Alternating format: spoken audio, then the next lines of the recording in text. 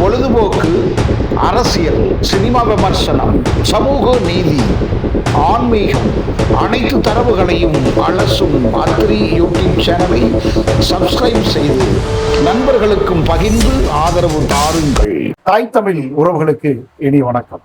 இன்றைக்கு நம்முடைய Atri YouTube channel மற்றும் சோசியல் மீடியா பிளாட்ஃபார்ம்ல தமிழ் திரையுலகின் முன்னணி நடிகர் டிவிகே கட்சியுடைய தலைவர் விஜய் தொடர்ச்சியாக அவர் மீது வைக்கக்கூடிய வன்மங்கள், அதற்கு எதிர்வினையாற்றக்கூடியவர்கள், அதற்கு அவர் கட்சியின் சார்பில் எதிர்வினை தரக்கூடிய நிகழ்வுகள், அவருடைய மனைவியே தற்போது விஜய் மீது விவாகரத்து வழக்க ஒரு நீதிமன்றத்தில் பதிவு செய்துள்ளதாக ஒரு செய்திகள் தற்போது மீடியாக்குள்ள ட்ரோலாய் ஓடிட்டு இருக்கு. எனக்கு தெரிஞ்சு கால் நூற்றாண்டுகளாக இந்த மண்ணில் ஒரு இயக்கத்தை நம்ம நடத்திக்கிட்டு வரோம். மேற்கு மண்டலத்தில், கொங்கு தமிழகத்தில் இது தொடர்பாக குறிப்பாக திருமணமாகி விவாகரத்து அப்படிங்கிற விஷயங்கள் ஏராளமான பஞ்சாயத்துக்கள் எங்கள் அமைப்பிடம் வந்திருக்கிறது. அது தொடர்பான சட்ட ரீதியான பல போராட்டங்களையும் நாங்கள் நடத்தியிருக்கிறோம். பெண்கள் தரப்புக்கான நீதியும் நியாயத்தையும் நாங்கள் தொடர்ந்து பெற்றுக் கொடுத்திருக்கிறோம். அதற்கான ஏராளமான எவிடன்ஸ் எங்களுடைய கையில் இருக்கு. சரி, இந்த விஷயத்துல இந்த நேரத்துல விஜய் தன்னுடைய மனைவியே ஒரு அழுத்தத்தை, அதாவது வாழ்க்கையே வேண்டாம் எனக்கு, நீ இது என்ன செஞ்ச, நீ என்ன செய்யல, நீ எப்படி நடந்துக்கிட்ட, எப்படி நடந்துக்கலாம் அப்படின்னு சொல்லி ஒரு செய்தியை அவங்க பத்திரிகையிலையோ ஊடகங்களையோ அவங்க சொல்ல, அவங்க தங்களுடைய சொந்த பிரச்சனையை எங்க சொல்லியிருக்காங்கன்னா நீதிமன்றத்தில் அப்படி விட்டா கொடுத்துருக்காங்க. யார்கிட்ட கொடுத்துருக்காங்க? ஒரு வழக்கறிஞர்கிட்ட கொடுத்துருக்காங்க. அந்த வழக்கறிஞர் நீதிமன்றத்தில் அதை வழக்காக பதிவு செய்துள்ளார். இது வழக்கமான ஒரு விஷயம். விவகாரத்து கேட்கிறாங்க, விவகாரத்துக்கான காரணங்களே அவங்க சொல்லியிருக்காங்க. விஜய் தரப்பட விவகாரத்து கொடுக்கலாம், இல்லை நான் சேர்ந்துதான் வாழணும் அப்படிங்கிற விஷயத்தையும் அவங்க சொன்னா அந்த வழக்கு நீண்ட காலமாக நீடிக்கும். உடனே எல்லாம் விவகாரத்து கிடைத்து விடாது. சரி, இந்த செய்தி எப்படி கசிந்தது? நீதிமன்றத்துக்கு மட்டும் தெரிந்த செய்தி, சங்கீதா அந்த அம்மாவுக்கு மட்டும் தெரிந்த செய்தி. இது எப்படி வெளியே கசிந்தது? இதன் பின்னாடி தான் அரசியல் இருக்கிறது அப்படிங்கிற சந்தேகம் வலுக்கிறது. எல்லாம் கவனிக்கணும். நீ ஒரு விஷயம், குடும்ப பிரச்சனையா இருக்கு. பல குடும்பங்கள்ல இன்றைக்கு தமிழகம் முழுவதும் குடும்ப நீதிமன்றங்கள்ல விவகாரத்து வழக்குகள் தொடர்ச்சியாக பதிவு செய்யப்பட்டு கொண்டிருக்கிறது.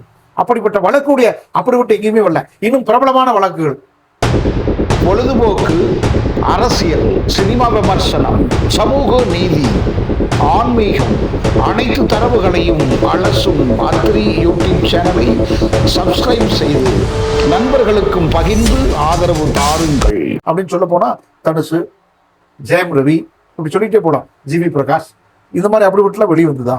இல்லை இல்லை, வரக்கூடாது. சட்ட ரீதியாக இது போன்ற அப்படிவிட்டுகள் வெளியே வரக்கூடாது.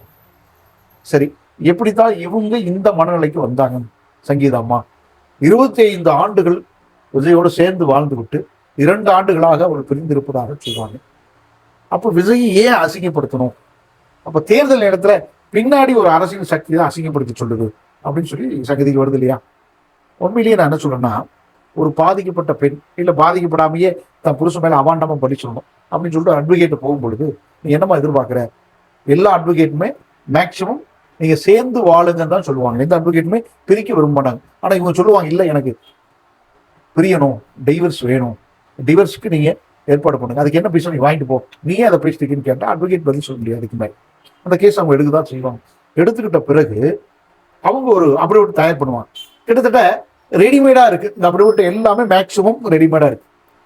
பேரு, அட்ரஸ், ஆப்போசிட் பெட்டிஷனர், இப்படிதான் அதுல ஃபைல் ஆகும். அதன்படிதான் இந்த வழக்கும் பதிவு செய்யப்பட்டுள்ளதாக இந்த அப்ரிவேட்டை வச்சு நான் பார்க்கிறேன்.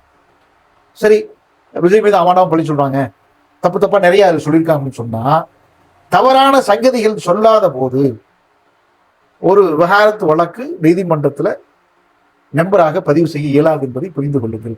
அதற்காக தவறான சங்கதிகளை நல்ல பையனா இருந்தா கூட, அவங்ககிட்ட இருந்து விவகாரத்து வாங்கணும்னா கூட தவறான செய்திகள் சொன்னா தான் அந்த நம்பரை பதிவு செய்ய முடியும். இது பொதுவான ஒரு ஸ்ட்ராட்டஜி. எல்லா வக்கீலும் தான் ஃபாலோ பண்ணுவாங்க. இப்போ சங்கீதான்னு சொன்னாங்க அதனாலதான் இது பண்ணாங்க அப்படிங்கிறலாம் இங்க கிடையாது. இதுதான் இங்க விஷயம். இந்த இஷ்யூஸ்ல நீங்க என்ன தெரிஞ்சுக்க போறீங்க? இது என்ன பாதிப்பு வரப்போகுது அப்படின்னு கேட்டா, விஜய் மீது அனுதாபம் தான் வந்து கொண்டிருக்கிறது.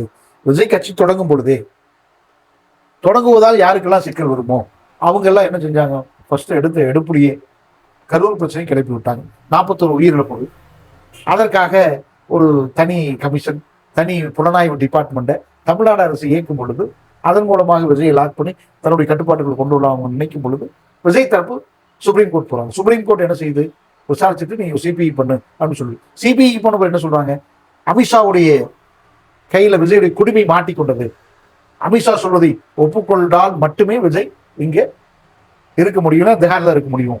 இப்படிப்பட்ட செய்திகள் வந்தது. அப்போ அந்த வழக்கிலையும் சிபிஐக்கு முழுமையாக ஒத்துழைத்து அதுலேயும் ஒன்றும் இல்லாமல் புஷ்வானமாக போயிடுச்சு. அதன் பிறகு ஜனநாயகம் படம், அது சென்சார் சர்டிஃபிகேட் பிரச்சனை, 1000 கோடியை விஜய் லாஸ்ட்டை சந்திக்க முடியாது, சரண்டர் ஆகும் எதிர்பார்த்தாங்க. அதுவும் முடிந்து விட்டது, அதையும் கடந்து விட்டது. அதன் பிறகு இறுதியாக ஏகப்பட்ட அஸ்திரம் நம்ம ஒய்ஃப் தான். அவங்க உடன்பட்டார்களா, உடன்படவில்லையா, இல்லை அவர்களாகவே இந்த முடிவெடுத்தார்களா என்பதை இறைவன் தான் பார்த்துக் கொள்ள வேண்டும். எதுவாக இருந்தாலும் சோசியல் மீடியாவில் தவறான செய்திகளை தயவு செய்து, குடும்ப விவகாரங்களை, குடும்பம் சம்பந்தமான தனிப்பட்ட பிரச்சனைகளை இங்க நீங்க பேசி அதன் மூலமாக அரசியல் ஆதாயம் தேடினாலும் சரி, யூடியூப்ல அல்லது ஃபேஸ்புக்ல வருமானம் தேடினாலும் சரி, திரும்ப உங்க குடும்பத்துக்கு அந்த பிரச்சனை வரும். நீ எது நினைக்கிறாயோ அதுவாகவே ஆவாய். பகவத்கீதை சொல்றது, தட்டுங்கள் திறக்கப்படும், கேளுங்கள் கொடுக்கப்படும் என்று சொல்லி பைபிள் சொல்லுது. அப்ப நீ வினையை விதைத்தால் வினையைத்தான் அறுவடை செய்ய வேண்டும், விஷத்தை விதைத்தால் விஷ செடிகளைத்தான் அறுவடை செய்ய வேண்டும். நல்லதை விதைத்தால் உனக்கு நல்லது கிடைக்கும். ஆக நாம் நல்லதை மட்டுமே சோசியல் மீடியாவில் விதைப்போம் என்று கூறி உங்களுக்கெல்லாம் என்னால் முடிஞ்ச ஒரு செய்தியை சொல்லியிருக்க. நன்றி.